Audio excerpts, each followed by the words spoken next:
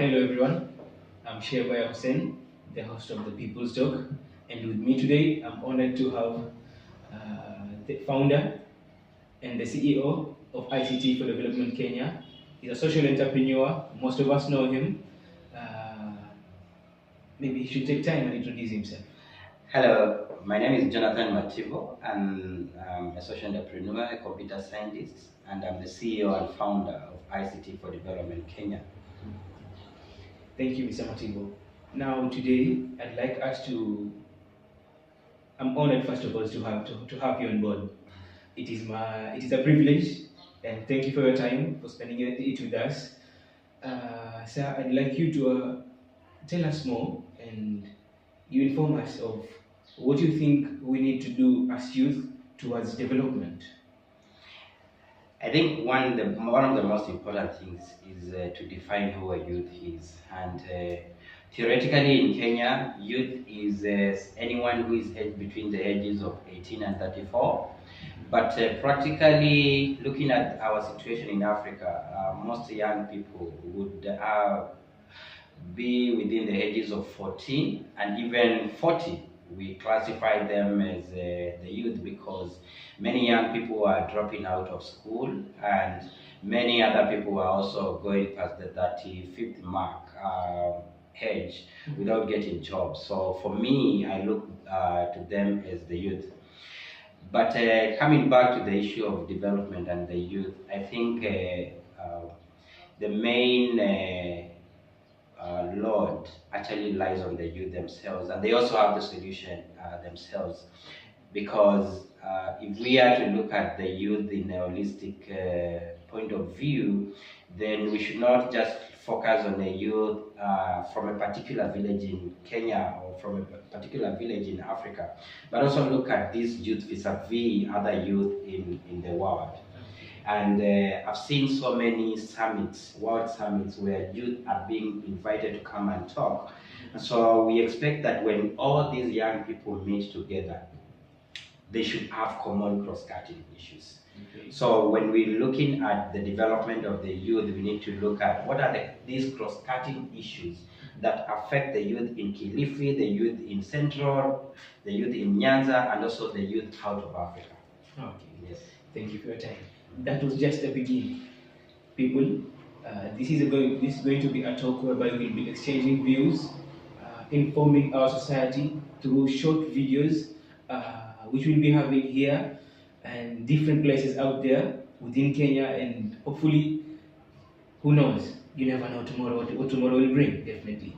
Thank you, sir, for telling us about youth unemployment.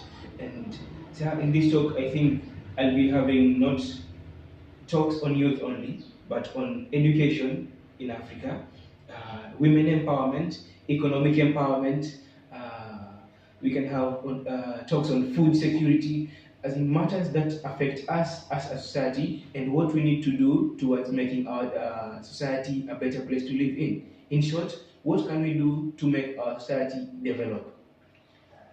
I think that's a great insight from you saying, because for us to talk of like the thorny issue that we have today, which is youth unemployment in Africa and also in the world, then we also need to start addressing the root causes of youth unemployment in Africa, for example.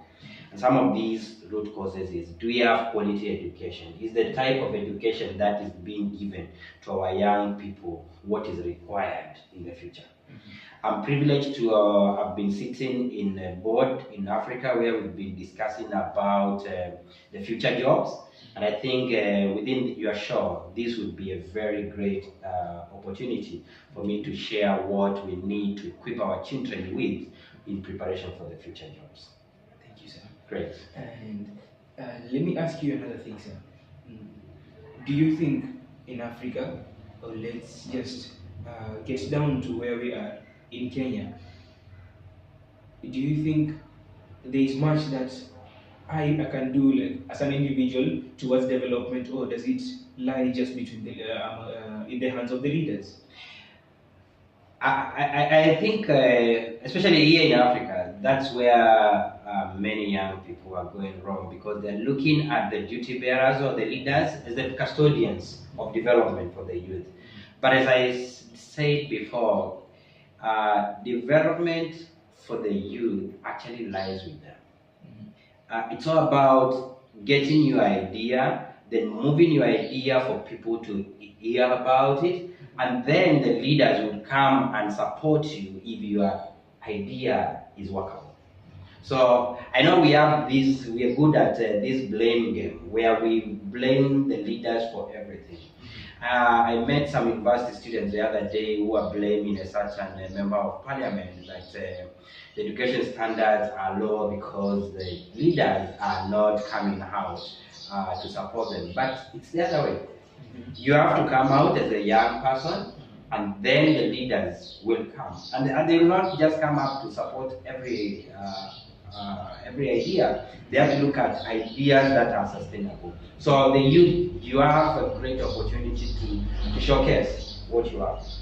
I'm so proud as an individual. I started ICT for Development Kenya at my youthful ages, and I started it not because I wanted anyone to support me, but I wanted to create some change.